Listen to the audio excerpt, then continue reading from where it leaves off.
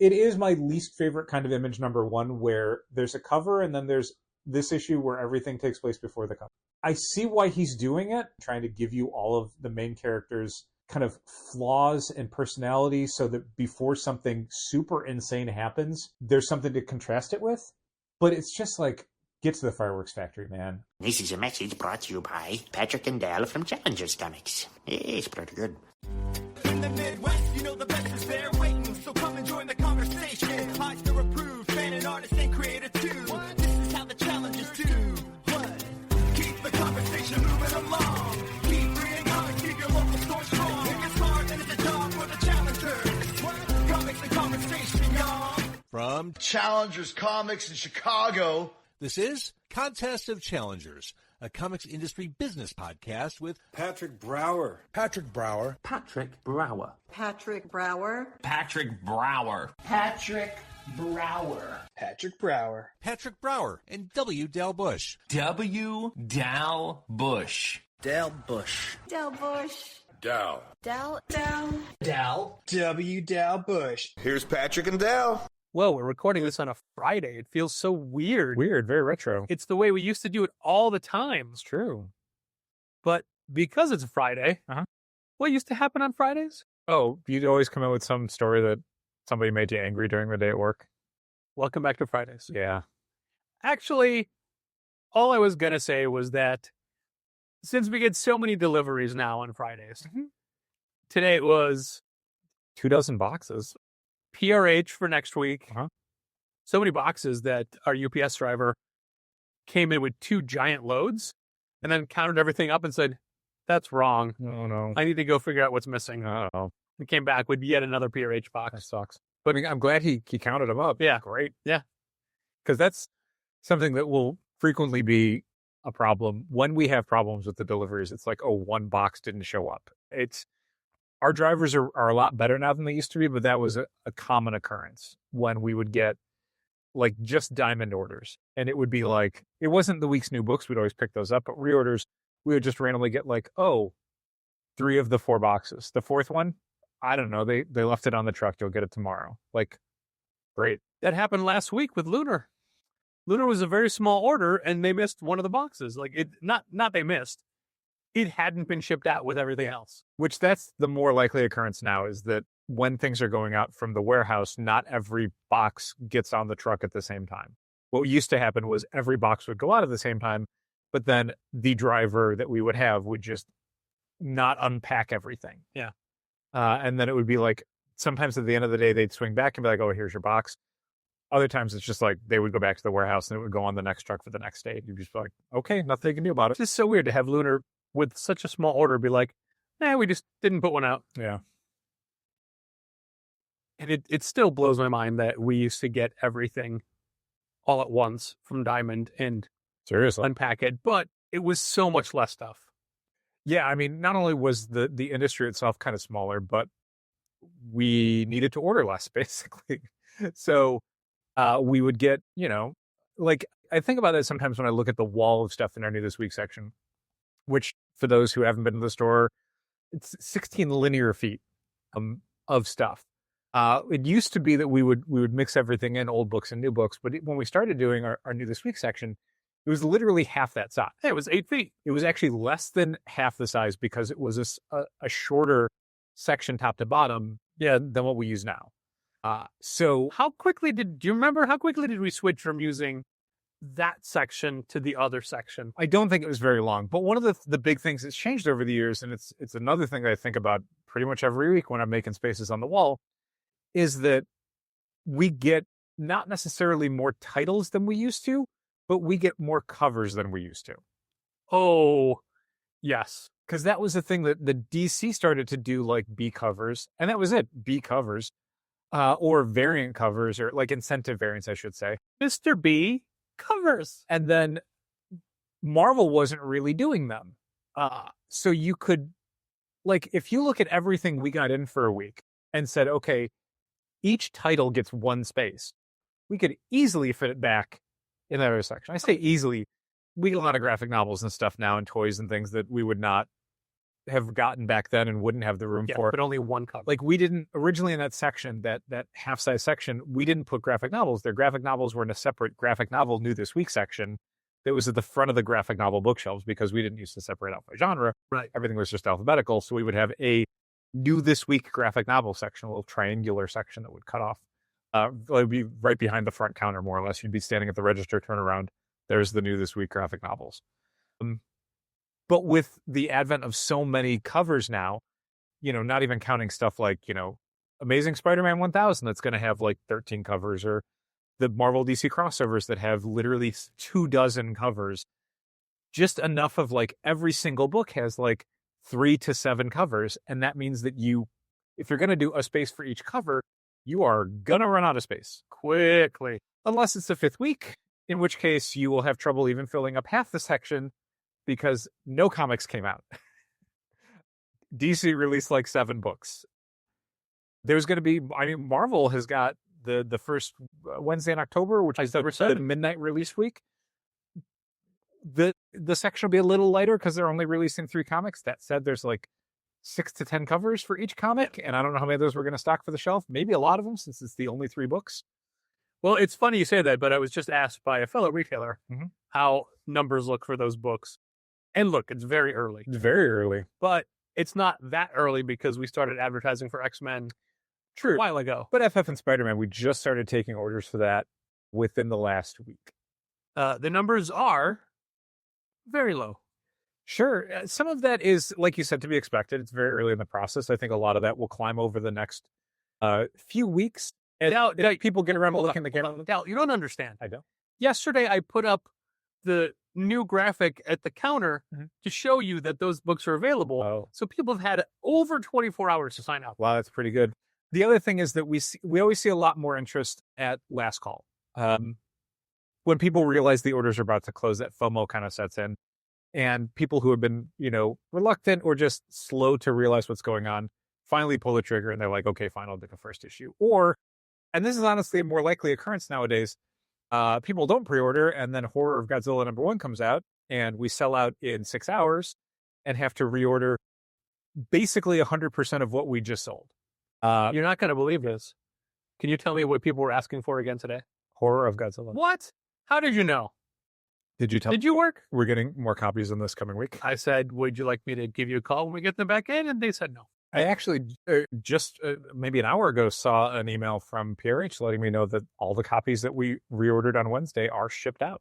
Wow, are they with all of our X-Men Elsewhere books? No. That's from a different distributor, and those are not back in print yet. I know. But this is a real thing. You ordered. This is a real thing that like they confirmed the order when we ordered it. I kept waiting for it to be like, those are going to go to back order. And then today, just a couple days after I ordered them, nope, shipped out. Hopefully they will be in sellable condition. With PRH comic reorders, that is never a guarantee. Okay, we're getting a little off topic, but okay, this is a thing I'm just going to point out now. There's going to be a very, very excited kid coming in on Wednesday. Okay. Who's going to be incredibly disappointed. Oh. Because I am always working a few weeks ahead. Sure. And mistakenly told him Miles Morales Spider-Man #1 comes out this week when it's in fact next week. Oh, it's the second Wednesday in August. Yeah. So he'll be Patrick looking for it on Wednesday, and I'll have to be like, hey, I was wrong. Oops. I looked it up right after you left. Good news is you didn't miss it. That's true. The bad news is that's true. So one of the things that it really struck me today as I was unpacking the books is obviously we have a very expansive pre-order system people can go through on their own, manage comics. Sure. To sign up for books. We, at the register, we can hand you a bookmark. It's got a QR code, takes you right to the Manage Comics portal. And people find a lot of stuff. Stuff that we would not normally carry. Stuff that we would not normally, never, ever carry. And I was, in fact, embarrassed by some of the books pulling out of the boxes today. Goodness. And I thought, man, what if somebody knows we stock these? Now, I'm not going to name any names. Excuse me. And people are more than welcome to order whatever they want. But I will judge it. Patrick, we're not even getting print editions of Knights of the Dinner Table anymore, so I don't know what you could be so embarrassed by. There's just books that, like, things I didn't know existed, and things that I still wish I didn't know existed. Oh, wow. And I look at it and said, how Very mysterious. are these books even profitable for the publisher? I mean, a book called X-Men? Like, who would read that? Gross. I know. There was a book that we had an extra copy of this week that immediately sold online, luckily, that we had to bag. Did it really? Yeah. Oh wow. It's probably going for something. Savage Dragon. I'm just gonna say it. It was we for some reason, somehow, we had an extra copy of the B cover of this week's Savage Dragon. We don't carry Savage Dragon for the shelf. Not previously, it's not like we were not carrying it out of any sort of moral objection. It's not like it's a Warren Ellis graphic novel, but it wasn't selling. So, like a lot of Image books that reach a certain issue number, the only people who are buying it are the people who subscribe to it. No one buys it casually. Like Monstrous is a book that I was just going to say, sorry, Monstrous. a sizable subscription amount for. But when we've had extra copies for the shelf, they do not sell because no one is casually reading issue 61 of Monstrous. Which is too bad because that's not the way it used to be, but that's when we were kids. But we did have an extra Savage Dragon number 281, I think, cover B for the shelf. And I had looked at the last page because I remember that being a thing from the previous issue, was that there was some sexual content, I guess is how you describe it. And so I looked at the end of this one and I'm like, oh, there's something there. Yeah, it's not so bad. It's a goofy joke, whatever, fine. But then we were filming the video Tuesday night at the store for the New This Week stuff. And you were surprised to see it there. And I explained that for some reason we had an extra one, couldn't explain how. And you were like, is it like mature readers again? I'm like, no, I looked at the back. It's fine. And then you looked at pages 2 and 3. You looked at the front of the book. And we were both like, oh, wow, we have to bag this. We have to bag this comic book. Yeah. We don't do that normally. Like, there's NSFW like cover stuff that is usually like bagged by the publisher. And that's the gimmick for those. It's the cover, and the cover has nudity or sex on it. And so that's usually like, no, that's probably not great for just, something a kid can wander by. But this was like full on, like not only full on nudity on pages 2 and 3, but also like really graphic sexual content that we were like, whew, gotta bag this one. And if you look at the back cover of that, it's like a cutesy little kid parody book. And it's like, I read Savage Dragon when I was a teenager, when it was coming out. He was a cop. He was a Chicago cop. Yeah, I don't remember it being anything like this. I think it would have been sold to me at that point if it were anything like this. So it kind of, I guess what I want. Well, it would have if your mom came in and said, it's fine. He watches a TV show. Sure. There was a Savage Dragon cartoon. What I want, I guess, is for someone who reads Savage Dragon, has been reading it since day one. So I guess Robert Kirkman, to explain to me the arc of this book that has it being incredibly graphic sexual content on pages 2 and 3 of this book after 290 issues. Like, how did it get here? Like, it feels wildly divergent from the book that I remember reading in a way where it's by the same creator and it's sequentially number issues. So it's not like this is some reboot or something. I was not prepared for it. So we had to bag that one. And yeah, it looks like someone bought it online because it's probably people are still flipping out over the very thing I'm talking about. And or not. I mean, maybe that's standard fare for that book. You and I both read it. Couldn't say, but I know that the previous issue really blew up on the aftermarket because people were like, oh, that's the last page of the book. Oh my God, Savage Dragon. So I guess it still can cause some controversy. But yeah, that was a bit of a surprise. Thank you for not saying that it could cause people to still get excited for it. No. Which, again, much like you were saying, I don't want to like shame people. If that's what you're into, go ahead. It's great. But like, it's very much like I felt like a very like old parent who comes in where they're like, I can't believe comics are like this now. I used to read Archie. And it's like, no, I literally used to read Savage Dragon, and this is so weird. When I was younger, still an adult though, there was a book coming out. It used to be called Cherry Pop-Tart. Then they realized that Pop-Tart is a licensed and trademark word. Turns out. So it just became Cherry. And I had been known to buy some issues of Cherry. Sure. But Cherry was never pretending to be anything more than what it was. Yeah. She wasn't a superhero book first, and then Right. it was hundreds of issues It later. was a porno comic. No, it was a teenager slice of life comic. Cherry? Yeah. No, it's a porno comic. I don't think there's anything wrong with being a porno comic. I think we read different things. You can call it erotica if you Anyway, porno. I wasn't even talking about the sexual content of books when I was saying things. Sure. It was just so many. Yeah, and again, to be clear, I want to kind of like frame my statement a little bit. It's not that I'm objecting to the content whatsoever. I mean, it's a little surprising we had to bag it because, like, Savage Dragon, I don't know if that's a book that someone would just pick up and flip through, but I feel like a kid might. But it's mostly just that it was like, if you would have told me this was what was in the book back in like 1994, I would have thought you were talking about a completely different comic book.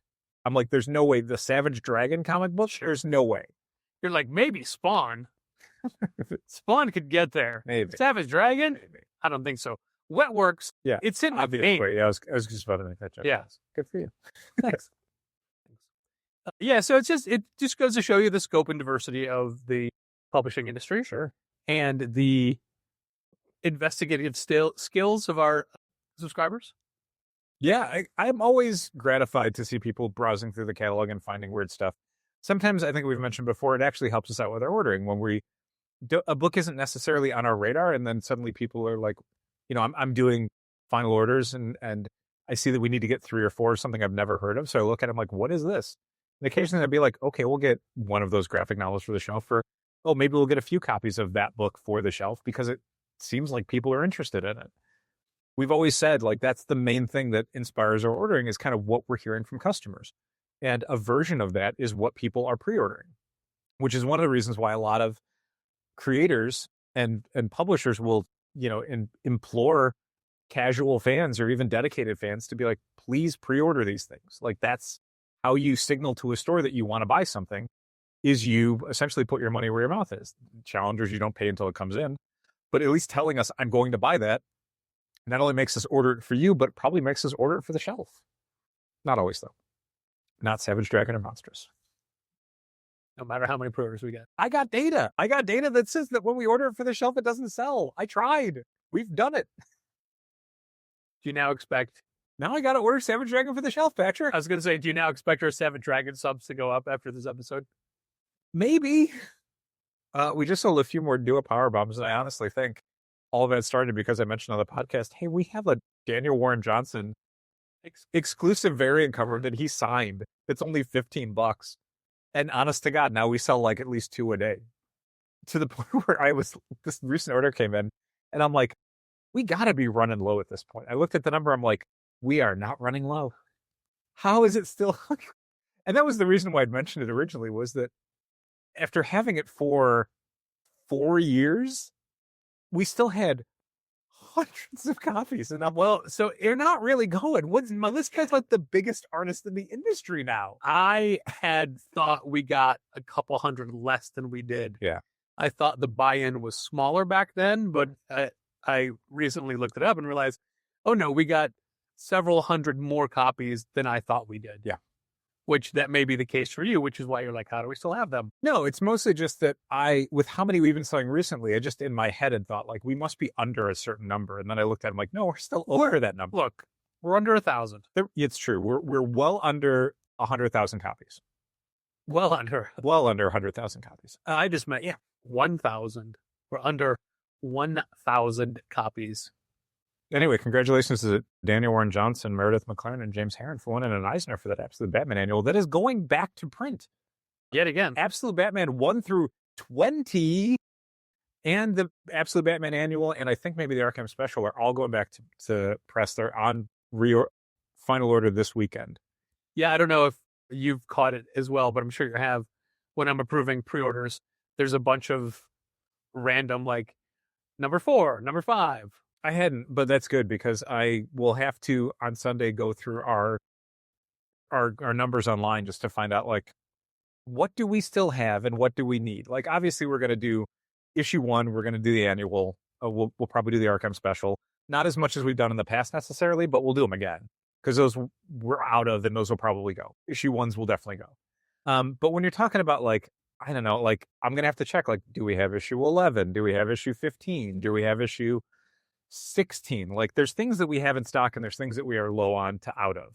So, like, I'll do some numbers. So we're not going to reorder everything. You're not going to come in, I think, currently in my head, you're not going to come in a month and there's going to be a day where you see, 22 spaces for absolute Batman reprints in our new this week section. I don't think we're doing that again. No. Not with the prominence of the collections. But we could. And if we had the space, Yeah, I don't probably would. I don't know, because again, at this point, like, there's people who are filling in their backlogs. Like, I know that people have come in and they've said that they know the collections are out. They know they could read those, but they have most of the issues. They're just finding a few that they don't have, and they want to get they want single copies of that book. Sure. If nothing else, that's the book they want single copies of. I'm just saying. But I don't know if that's going to be the case when you're hitting issue 25. If people are still going to be like, I want the preceding 24 issues. I'm just saying, if we had the space to give each issue its own space and we ordered higher quantities, I think they would all go. We'd sell some for sure. But I know that there's issues that we have not sold out of the previous reprint of, which was several months ago. And I'm going to have that in mind when I'm doing this order, is like, the days of like, I'll just order 20 of each is like, holy shit, man. One, I don't know where those are going to go. And two, we did that for some of the last ones and they have not sold out yet. Why would I get 20 more? And the covers, it's not like they're all going to have unique cover designs. It's just going to be different logo art colors. That's it. So no, but yeah, obviously if you are someone who needs a specific issue of 1 through 20 of Absolute Batman, and you're listening to this before Monday the 3rd, or small window. Yeah, it's a very small window. So stop what you're doing, put this on pause, go to our website and pre-order those issues, because I don't know that we're going to have all of them for the shelf. You know what? Let's just wait. We'll let them do it. Let's just wait right now. Okay. We did restock everything today, by the way. No, thanks. All the restocks got done, and it was mainly Absolute books. Go figure. That's the thing I usually emphasize is like, some of the other stuff, like I get it, skipping over some of the restock boxes, doing them every other week instead of every week. But like the Absolute books almost need to be done twice a week. Sure. But since we're talking about Absolute Batman, okay, I guess we should talk about Batman Day 2026. Batman Day. It's got no T in it. Batman Day. Batman Day. I'm Batman. Spider-Man. Come round the house. I don't remember the rest of it. We're best friends. Oh, that's why I don't remember it. Batman Day is Saturday, September 19th, and they've been doing Batman Day since 2014. Yeah, you were in San Diego. So did the first Batman Day, and you were like, how did it go? I'm like, holy shit, it was so busy. I don't understand it. And that was the year that it was only supposed to be for the anniversary. It was like the 75th anniversary of Batman, I think. Something, yeah. One of those round number anniversaries or significant anniversaries. And it was so successful that retailers went to DC and said, can this please be an every year thing? Oh, I went to Matt Keller on the show floor and said, hey, man, I'm hearing great things about this day. So they did it every year, except for some years where it's been like Harley Quinn Day because there was like the Harley Quinn movie coming out or something else, which was not as successful. But this year they're doing it very different. And I think it will be very exciting for our regular customers and much less worthwhile to the random Free Comic Day-esque people. However, we are taking our own steps. I figured. We had talked about it. Yeah. But they're not printing giveaway books this year. Yeah. At least if they are, they haven't announced it yet. Well, I mean, certainly considering last year that one of the giveaway comics was a Gotham City sampler that included Red Hood in there. The week they canceled Red Hood, I don't know that they want to take the risk again of doing a sampler and then finding out that like Tate Bromble's a cannibal or something. I thought that would probably be a huge miscalculation. Just Absolute Batman Annual reprinted. Maybe. No preview comics, no reprint comics this year. But instead, they're giving us, or they're making an all original Batman / Absolute Batman comic called, is it Batman of Two Worlds? Yes. To parody the Flash of Two Worlds from the 19. Yeah, and it's by main creators, so it's like it's Scott Snyder and Nick Darrington, I think, are doing the Absolute Batman one, and Action. is it? I can't remember who's doing the art on the Fraction one. I don't think it's Jimenez, but it's somebody. It's somebody good. And so the gimmick, I think, for this is that they're kind of doing. I think they mentioned that it's like the same, like a similar story told through two different worlds. They're each solving the same case. Yeah. So there is the sense of like you're getting to see in this issue the different approaches and how the characters are different from each other. But they had to make it perfectly clear that these characters are not meeting. No. They're not teaming up. Yes. It's not a crossover. It's two separate stories, but it's all original material, and it goes on sale that day, not the Wednesday before, not the Wednesday after. And it's that Saturday. only $3. Only $3. So I don't expect it to be like 32 pages or whatever. I'm also incredibly surprised they're not offering variant covers. So I think that what they'll probably end up doing is maybe going back to press on it if they need to, and that's when you'll start to see some variant covers. So it's a book that you can buy. Mm-hmm. Now, before that announcement, I had already started Batman Day plans. It's what you do. Yeah. And we will have creators on hand. There are also, I should mention, a few other things that are being released for Batman Day. They always, like much like with Superman Day, they do some variant covers to like graphic novels and stuff. They're doing like that much like Superman Day, like that's a thing. Superman Day is a thing that we've done. They've done Superman Day 2 years in a row. Yeah, I challenge you to. They'll probably do it again next year because there's a Superman movie coming. But I challenge you to like have a customer explain to you what Superman Day is. It's like Batman Day, but Superman. I'm gonna find that real in the way that stores celebrate it. So mainly because it's usually a Wednesday. They're offering or a Friday. Was it a Friday this year? 3 different Batman hardcovers. The Batman Matt Fraction Volume 1 hardcover with a variant dust jacket, a Batman Day dust jacket. Dark Knight Returns Deluxe Edition with a variant dust jacket, and Batman 89 hardcover with a variant dust jacket. The cool thing they're doing for the Dark Knight Returns hardcover and the Batman 89 hardcover is they each include digital codes for movies. The Dark Knight Returns includes a digital code for the animated movies, and Batman 89 includes a digital code for the Batman 1989 movie.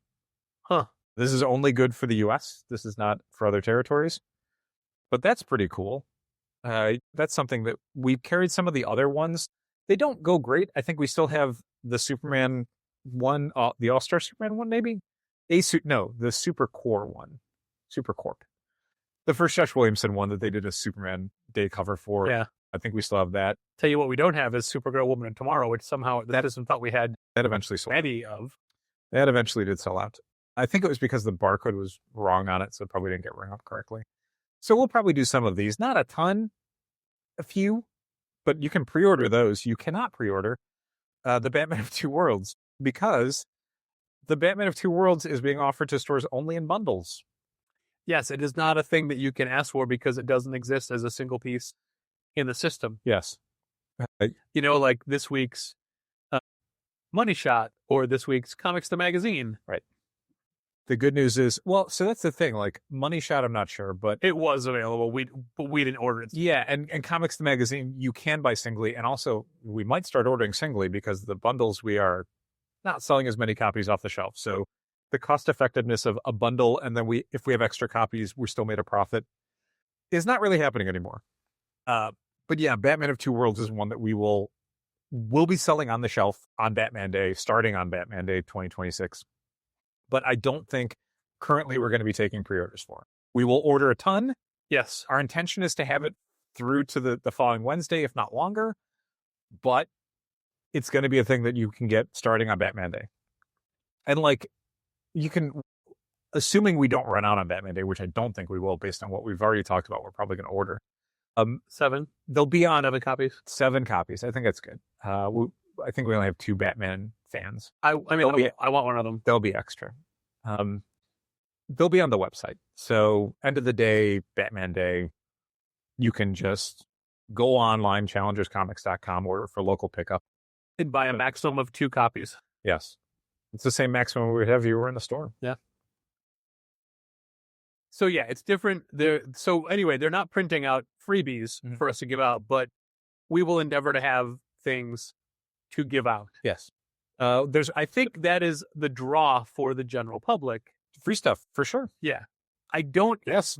because of how, An exclusive comic, like you said, a lot of our customers are very excited about that. But casual people, they don't know what an exclusive comic is because they don't read comics. Like yeah. any Batman comic we got in the last 6 months is basically going to be brand new for them. So the idea of a special Saturday release of one doesn't mean anything to them. Although that said, promoting it as, an absolute Batman split comic book, even though they don't meet or team up, probably going to be pretty important to a lot of casual people because that's what's absolute Batman is, activated a lot of, casual onlookers into casual fans. But with just how different and harder to explain it is, I don't think I'm going to jump through all the hoops to try to be on WGN this year. Sorry, Patrick. It's a lot of work, I know it is. You're right. but I'm also afraid, if I don't, is it going to crash? I think it'll be fine. Oh, I thought you were going to say you wanted to do all the work. And No, I'm okay. I even had new stuff for this year's appearance. Well, if they reach out, maybe you'll have a change of heart. That leads me into, so that Batman Day is September. Yes. This upcoming Friday, we have a major signing that we're very excited for. It's true. Matt Kent, Brian Hurt, together they've done like 100 books. I mean when you add each. Collectively, if you look at their bibliography, Together they've done a handful. Now, separately, they've done a lot of stuff. And we'll have some fun stuff planned. We have a special gift for the first 20 people that show up. yes. Very special gift, actually. Yeah, honestly. And it was, thanks so much to Oni for making that happen. We weren't expecting it, and it's very cool. And I think the first 20 people are going to be very happy that they showed up when they did to be the first 20 people in line. And we've got other neat things planned for just happy to be there. Yeah, Patrick has made some very fun stuff based on the world of Fort Psycho. So you'll definitely want to swing by the signing, not only to get your book signed, but to see the fun stuff that Patrick made. Maybe pick up a replacement eyeball for yourself. Yeah. Who knows? The Saturday, right after that, we have Marcelo Biot coming in for his Infracity graphic novel launch. And that is his ode to Tokusatsu. Yeah, that's a book that is right up Dal's alley. It's true. That you guys have bonded over Kamen Rider before. Yeah, I bought some very fun stickers from Marcelo. He did some very cool Kamen Rider stickers, specifically a sparkly Kamen Rider Valkyrie sticker, which I was amazed to see. I wouldn't say it's a deep cut necessarily, but it's not like the first 20 Kamen Rider characters you would do stickers for. And then jumping to October, on the Saturday, October 17th, we have Max Bear in for the launch of his all-ages graphic novel, Evertrip. Mm-hmm. Max's... not EverQuest. Evertrip, which I said properly. You did. Just so we're clear. Yeah, I wasn't suggesting I know, it would somehow get wrong and call it EverQuest. It only calls out to the fact that it could be mistaken for... Somebody else might be who's not as good at their job. Yeah, for sure. Max did an amazing bookmark for us a couple years ago. It's true. Some art that we still use to this day. And yeah, we're very excited for this. It goes on an open close sign. Yeah, I think you're right. Mm-hmm. And then the Sunday after that, which would be Sunday, October 18th, we have something big coming up. Yep. We're not going to mention what it is yet because it's all still in the sure, we'll do it phases. Yeah. It's far off enough. Contracts aren't. We're trying to lock some stuff down to make sure that we don't have to reschedule. Make sure that you have your calendar clear. You don't want to be trapped into doing something else so you miss this event. It's a good way to put it. And now a brief interlude to thank our Patreon supporters, including our annual patrons, Usi, Arun Singh, Becca Hilburn and Joseph Coco, Brent Helt, Dal's mom, Diane Bush, Django Boren of Comic Shop Assistant, Jose and Genevieve Villagomez, Taylor's version of Josh Crowley, Leaf Smith of Mission Comics and Art in San Francisco, our bestest wrestling watching pal, Michael Lee, Michael Romanenko, Silverio the Cat, our patrons who have created their own tier, Andrew Troit Aaliyah, my cousin Claudine Neville, our other generous Say My Name pledge level patrons, Andy from Secret Identity Comics in Chester, England. Ben-Hur Benedict Calaguas, Managed Comics' own Brian Garside, Christopher and Jessica Haith of Crooked Dog Comics, Drew Triner and our very own Ashley Edwards, Gareth from Monkey Rocks Comics, my brother George Brower, Heidi D., our beloved comics niece Holly Aitchison, Jacob Sorelli of Kamikaze in Tel Aviv, Israel, Mark Hammond of Aw Yeah Comics, Margie, Keith, Logan, and Malcolm Springham, Matt Armstrong, Mitchell Davies of All Star Comics in Melbourne, Australia, and I'm guessing Troy as well, Morgan Kaiju Perry, Nicholas Fenner, my longtime pal Robert Burns of The Divorce Gun, Ron Payne, Sean Bowers, Tad Eggleston of the 22 Panels podcast, and Johnny Williams, Thomas Nagovin of Century Guild, Walt Grogan, Walt's Comic Shop from Berlin, Germany. If you want to hear your name thanked monthly on this very podcast, in this very voice, head over to patreon.com/challengers and pledge at the $5 Say My Name level. And a big thank you to all our other patrons from the other pledge levels. And now, back to the podcast. Did you see the email we got through the website today about working with a new apparel company? I did. I looked at their stuff. I swear I've seen that Spider-Man jacket around town. Yeah. Javier Fernandez, by the way, is the guy who's doing the matte fraction part of the Batman of Two. Okay. Great. Cakeworthy is the apparel company. And while they mentioned other properties that they have that they think would work well for us, I only looked at the Marvel stuff. Sam. It's like 2 Spider-Man designs, 3 X-Men designs. Yeah, I mean, I think it's neat because it's specifically trying to be like retro vintage style stuff. Yeah. And I've seen a lot of people around town wearing stuff like that.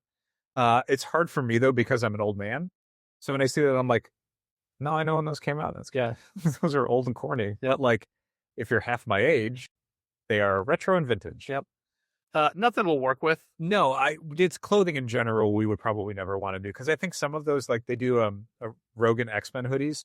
Yeah. I'm like, but it's like, those are like $50 to $80. So if they wanted to do like a pop-up, sure, a limited amount of time thing, we could make that happen. Worth reaching out to. But we're not doing, we wouldn't order stock. Yeah. Yeah.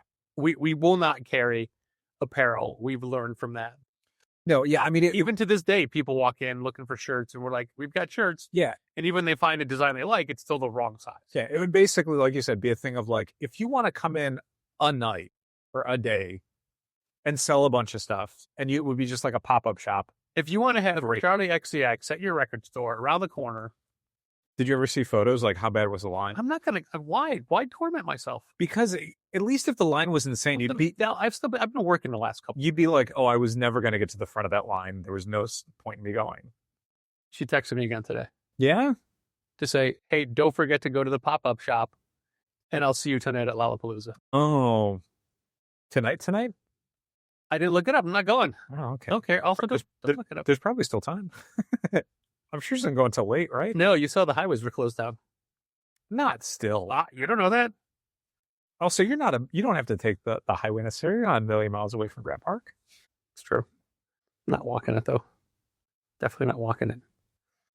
Speaking of pop-ups, in a very short period of time, for a few weeks, people will notice slight alteration to the exterior challengers. Potentially, yeah. Yeah. We're working with a promotional company to promote the physical media release of Project Hail Mary. Yeah. I'm believing that we both liked a lot. Yeah, I thought it was really good. And while there's no specific comic tie-in, it matches the theme of things that we sell. Yeah, and they're paying us to do it. The same company we did the Not doing out of the kindness of our heart. They are paying us money, and we said we will take money to promote that movie. Like I think we talked about this before. Like, it's not just like you can just give us a bunch of money and we will just promote anything. right. There are things that we will say unless the dollar amount is very high. And I, much like Ted DiBiase always said, everyone has a price. What he actually said was, for the $1 million man, everyone has their price. I wouldn't even need $1 million. Patrick. My price is much lower than that. We were approached by the same company to do a store takeover for Stuart Fails to Save the Universe. Mhm. And we accepted, but it never happened. Yeah. But I saw a Golden Apple did it. Yeah. But where's Golden Apple? Los Angeles. So who did they have? The cast. Oh, that makes more sense. Yeah. Yeah. It was interesting to see the character who runs the comic shop standing outside of the comic shop that he technically worked at in the TV show. Is that right? Because they refaced it. To Oh, look they like- renamed it as like his store? Yeah. Okay. So he's standing there with the open close sign like he is on the poster. It's a cute thing. But yeah, we'll be doing that. But one of the things, they never mentioned t-shirts or us wearing t-shirts. Mhm. And when they asked it, like, oh, what are the sizes? We're sending several shirts per employee. And I double checked, and I didn't want to say like, hey, just so you know, We're not wearing these. we're not wearing these.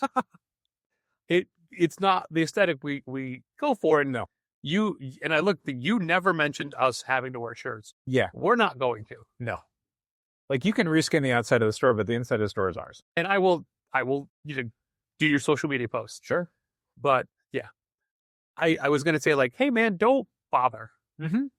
Also, I don't want a Project Headliner shirt. No. So, It's nothing that I would wear.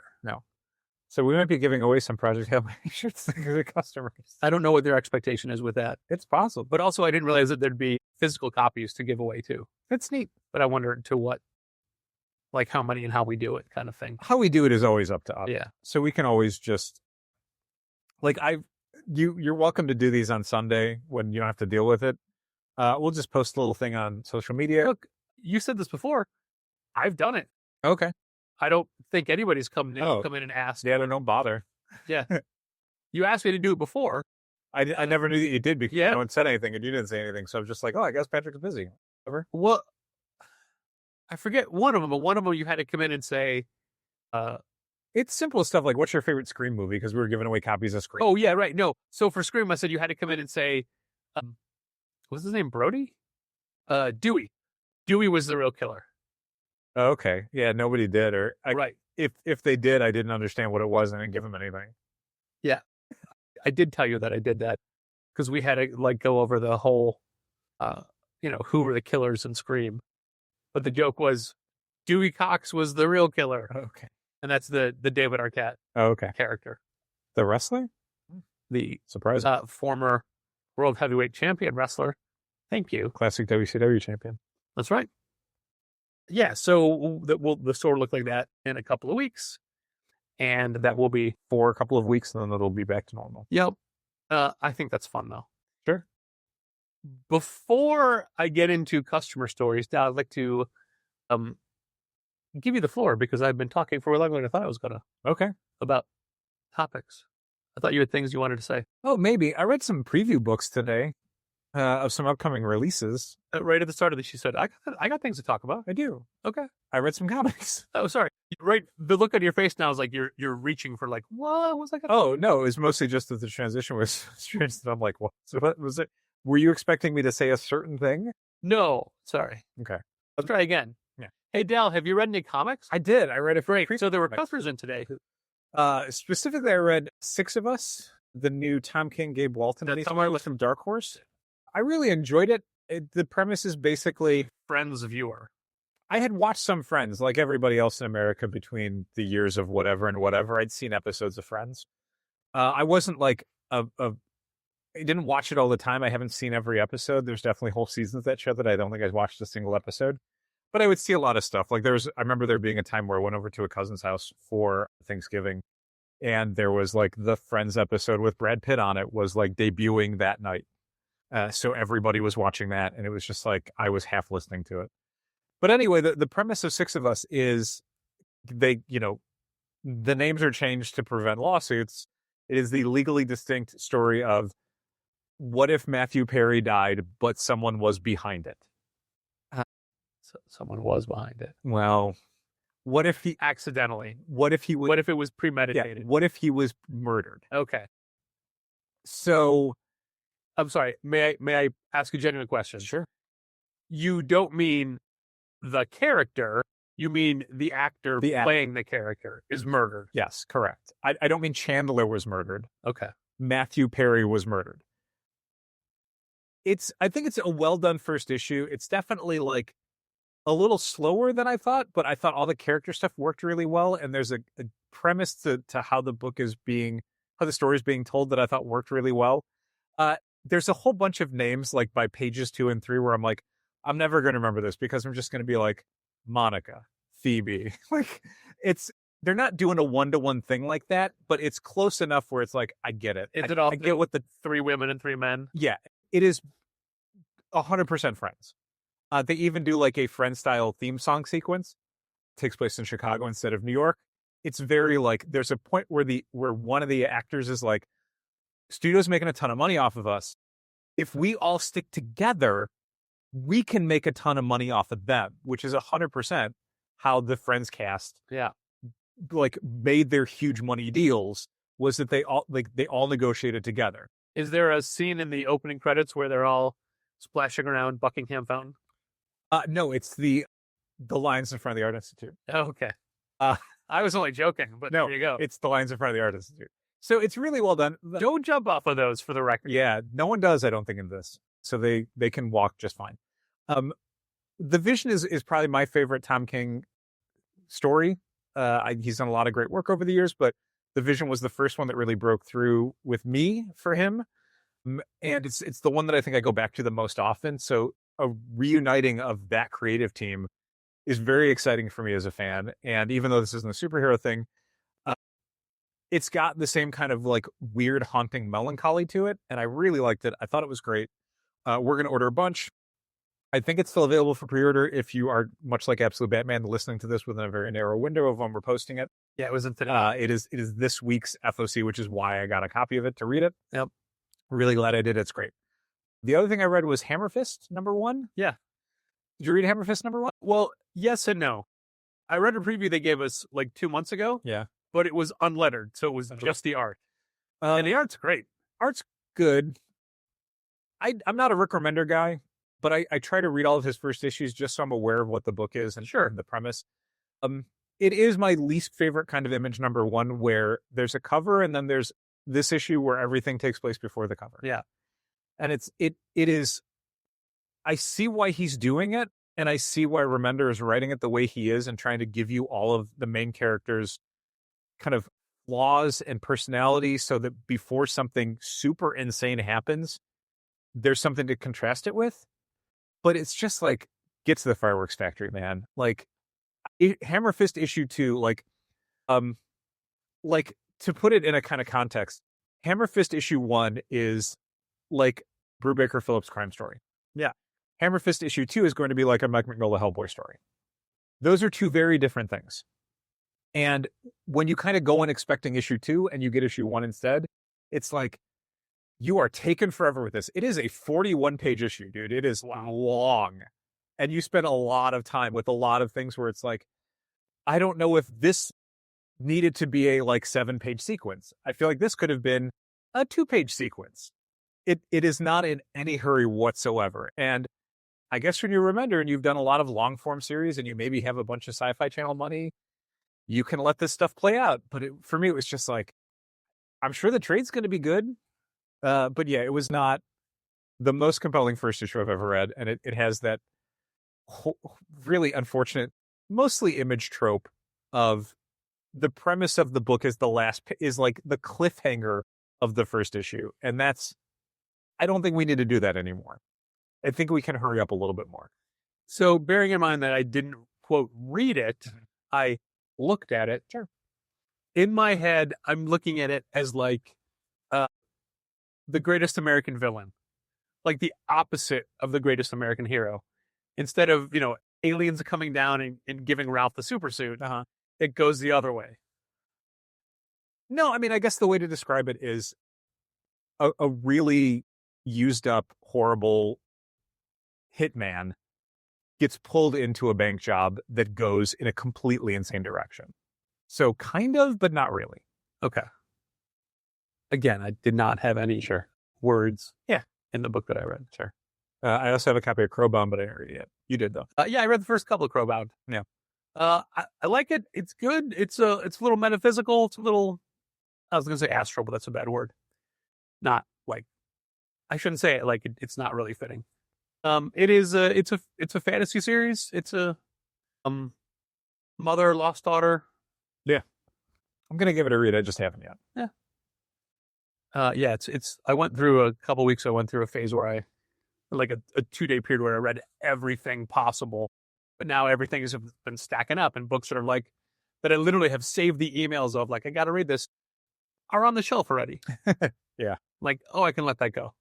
That was me and if Destruction Be Our Lot, where we had a preview and I'm like, I'll get around to it. And then the issue came out. I'm like, I'm going to read it. And then issue 2 came out. I'm like, shit. I like that book a lot. I know the book is great.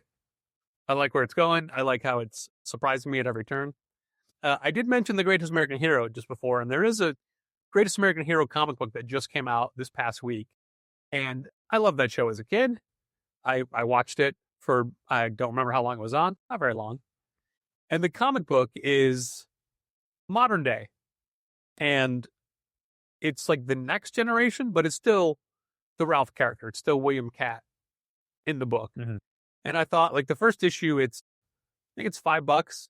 It's 32 pages of story. It's high quality paper.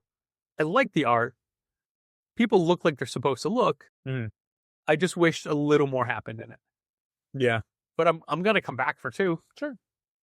But it's a book that on Free Comic Book Day, I'm like, oh yeah, this is a thing. I'm not sure. I think we had to order issue 2 of that before we had issue 1 on the shelf, which is a thing that's happening more and more often. And I'm used to it within certain windows. Like, we got the Marvel shipping schedule or order the last call FOC schedule for like the holiday period of the year, because there's like a period of like 2 or 3 weeks where PRH is basically closed. Yeah. And so no FOCs are going to be done. And, printers are off for the holidays. Yeah. So publishers like Marvel and DC have to close their orders a lot earlier for stuff that's going to be coming out in January and even late December. So orders between like late October and mid-January are all real weird. So you need to tell on each other. Like, sometimes you're going to be ordering 3 weeks out. Sometimes you're going to be ordering 8 weeks out. But one of the things that's driving me crazy lately, and it's of course a Marvel thing, is they're doing more of these smaller event series, like Queen in Black, like DNX, where it's like a 5-issue series that takes place over like a 3-month window. Yeah. The tie-ins are kind of minimal. It's not like 6 books a week. It's like 6 books a month, basically. But the problem is, for us ordering, because they are shipping issues twice a month. And Queen in Black 1 is this week. 2 is next week. Yeah, we've already ordered Queen in Black, I think 2 and 3, and a whole bunch of the tie-ins. Yeah. Before issue 1 had even hit the shelves. And that drives me crazy, because it defeats the entire purpose of a final order cutoff system. Well, and it puts all the risk on the stores, because we're ordering this stuff non-returnable, and publishers, Marvel in this case, are doing nothing to make it easy for us to be confident in the book. They're not giving us previews. They're not giving us such extra discounts. They're not making it returnable. Marvel's not doing extra bundles at discounted rates to make it reasonable for us to stock extra copies. So it's basically just, FOMO is kind of all we have, is like, are you afraid you're going to under order and everyone's going to want these books? And honestly, for me, when I see publishers like Marvel doing this, I go the complete opposite direction, where it's like, I'm going to order super conservative. I'm going to assume nobody cares. And like you were saying before with pre-order numbers for Midnight, our pre-order numbers for Queen and Black were bad. The blind bag was okay, not great, okay. The main series was not good. The mini series were anemic. So I'm looking at that, and I'm looking at a publisher telling me that I need to place 5 and 6 different orders knowing it's non-returnable, knowing that the shelf life for a lot of these things, if you get it wrong, is like a week. So no, I'm going to order super low. Dal, it doesn't matter. David Gabriel knows exactly what you're going to order before. Oh, Do you think he still does? wait. Do you think he looks at Marvel previews every month and he's like, I know what the number's going to be? Yeah, so it was frustrating to look at. I think recently, just today, I looked at I was looking through a book, and it had the checklist, the not checklist, but the roster for the books that were coming out for DNX, and it was like, oh, this is literally what they're doing for Queen of Black, and I hated how they offered Queen of Black. I hated that I was having to order miniseries. So just by itself, Queen of Black #1 released the same day as Queen in Black Hela and Queen in Black Defenders of Light and Dark. So you had to order 2 of the tie-in books that are shipping the same day as Queen in Black #1. Sure. So you have no idea what your sales numbers are going to be for the main series, and you have to then calibrate what are you ordering for the tie-ins. And the very next week is Queen in Black 2 and Queen in Black Venom #1. Yeah. So we had Venom Unleashed or whatever its subheading is. we closed our orders for Queen in Black #2. Yeah, like 3 weeks ago maybe. And so If it's a Marvel book, Dal, I assume it was like 8 weeks ago. again, no, I don't think this one is World Cup. But it's So this was again before almost a month before Queen of Black #1 hit the shelves.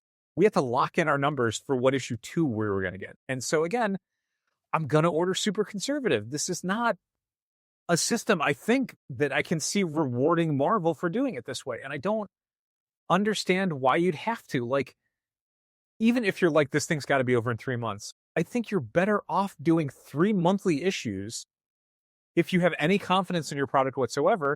oh, there it is. Well, that was going to be the punchline.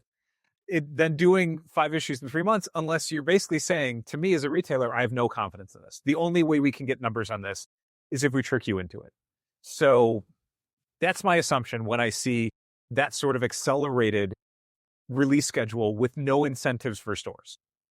No, like, if you're going to do that, like, you make it returnable, or you make it something where, like, you clear a very low bar and you can order super discounted copies. Because then I think, oh man, you understand that this is a burden on the retailers, and you understand that we don't have data. So you're bending over backwards to make it easier for us to get copies on the shelves. Because that's the only way that this book is going to do anything, is the stores buy into it. So you get that, and you're going to prime the pump. You're going to make it easier for us to get things on the shelves. So when we hit months 2 and 3, we're ordering a ton more because we know that you're good for it. And I'll even maybe order more regular copies of the second issue before issue 1 comes out, because you made it easy for me to order a ton of copies of issue 1. That's how this works. You say all of that as if, in order to generate maximum excitement for this book, they didn't give us 5 free, Come up. 1, 2, 3, 4, 5. 5 free bouncy balls. Venom World bouncy balls.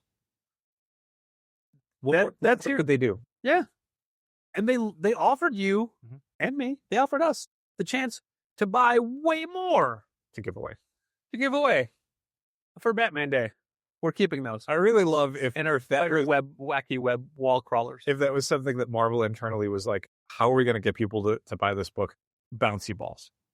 That's going to move copies of this book. Like, I don't think that's what they thought. I think they thought it was like just a fun, cute thing they could do to, create customer goodwill or some sort of like market engagement. I don't think they thought it was going to sell copies of a $6 book or whatever.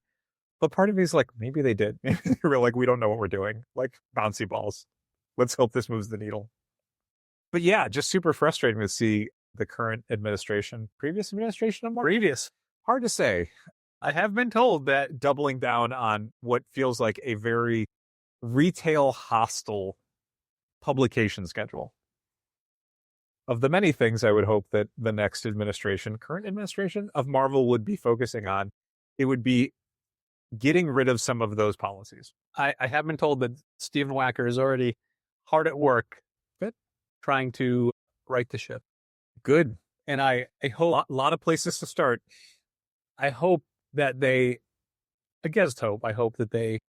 either start labeling their books A, B, C, or D or whatever, or give us the creators on the cover the way so many other publishers do.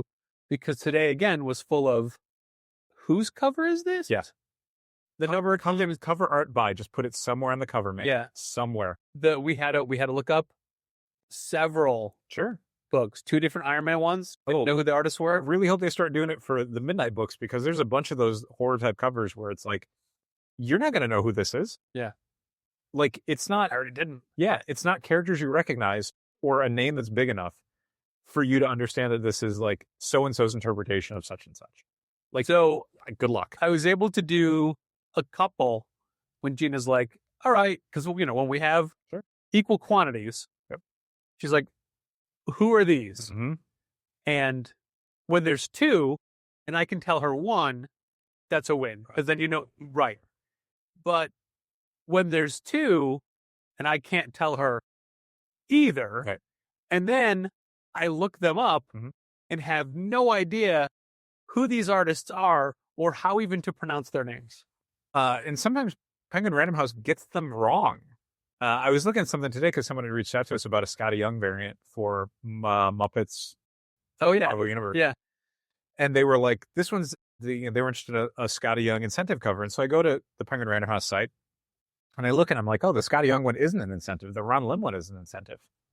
But then I'm like, wait a second. I look at the Ron Lim one. It's the Scotty Young cover art.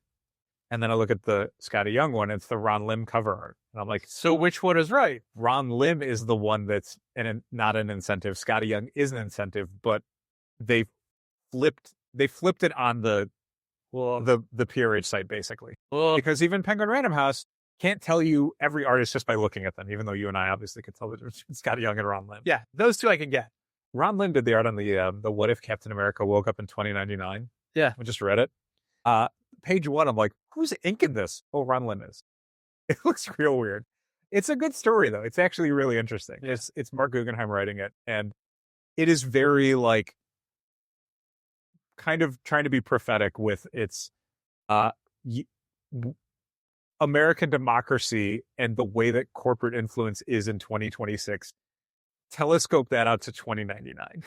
Oh, that's horrifying. Imagine Cap waking up in that era is kind of what the book is. And it's cool. Like, it's genuinely a what if that's trying to talk about something, which not all of them do. Sometimes they're just about Craven being Spider-Man.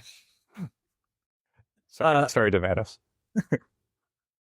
Sometimes the movie's about male loneliness. Yeah, exactly. Not just punching giant green monsters. No spoilers or anything, but Patrick, did you have anyone come in today talking about the Spider-Man movie? I did, yeah. Have they seen it? Were they excited about it? Yeah. I'm curious what the response is. We had seen it, and this is not going to be us reviewing Spider-Man. We had seen it Thursday night. Yeah.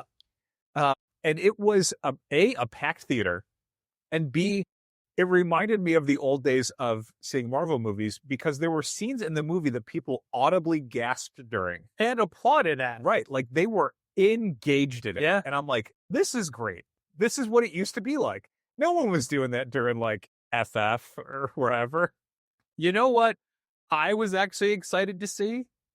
The sheer number of people wearing Spider-Man gear. And I don't mean like we were at the parking lot before we even got in the theater, and there were 2 young men in, like, Spider-Man homemade costumes and stuff. They were wearing the mask. They made little signs. It was great. The number of people from all walks of life. Sure. All races and genders. Yeah. Taking, like, wearing Spider-Man with shirts and things, including me. Patrick was. Yeah. Not the specific MCU Spider-Man, but a Spider-Man. A Spider-Man. And most of these were not MCU shirts. They were comic book. And people were doing a whole bunch of different Spider characters. It was good. Yeah, no, I thought that was great. Yeah, much like the fictional MCU city of Manhattan, I think they made it up. Everyone in the theater loved Spider-Man and wanted to support Spider-Man. It did dawn on me how they're, well, we don't want to talk about it at all, but I don't mind talking about it. I just fear. No, I don't want to say to people that haven't seen it, I don't want to say anything. Sure. Like, me saying like, I can't believe Galactus wasn't in this. Now tells people Galactus isn't in it. Not that we're thinking of that. But there were specific themes, characters that had run through the other movies that were not in this at all or mentioned. Right. There's a scene on top of a building. It's a brand new day. There's a scene on top of a building. The New Day is not in this movie. I just want to mention that. I know it's probably a spoiler. People are expecting with their release from the WWE that both Austin Creed and Kofi would be showing up in this movie. They did not, Yes, it is. despite all the speculation. Yeah, all right. See the movie, enjoy the movie. You'll have a great time. And I'm going to save my customer stories to another day. You think you'll manage to hold on to that anger? Probably. It's not anger. I'm just telling a story. Okay. It may be a little biased. We'll let the listener judge on a different day. Thanks for listening. And keep reading comics. This has been Contest of Challengers. Thanks for listening. Keep reading comics. Challengers is located at 1845 Northwestern Avenue in the Bucktown neighborhood of Chicago. 773-278-0155. Keep up to date with new releases and events at challengerscomics.com and help fund this podcast at patreon.com/challengers.